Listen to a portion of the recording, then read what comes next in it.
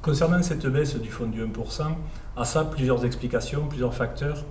En effet, si d'autorité ce sont bien les employeurs aujourd'hui qui définissent de façon opaque le montant alloué aux activités sociales, il y a également d'autres éléments.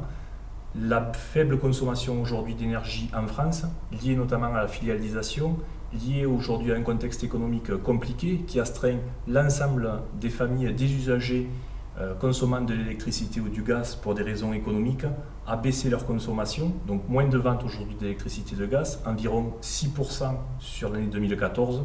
Pour tout autant, les bénéfices des entreprises historiques, eux, sont en augmentation, rémunérant essentiellement la question du gros actionnariat. Et donc on est bien sur une logique sur laquelle les marchés aujourd'hui ont un effet négatif sur les habitudes de consommation en termes d'énergie. Également la filialisation avec des champs entiers d'entreprises qui aujourd'hui ne financent pas toutes à ce fonds du 1%, par exemple Direct Énergie.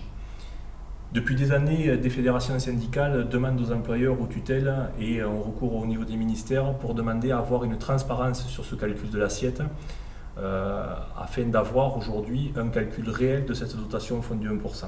Aujourd'hui, il n'y a aucune visibilité, rendant de plus en plus complexe l'exercice des montages budgétaires avec les éléments que je vous ai donnés lors de la précédente vidéo.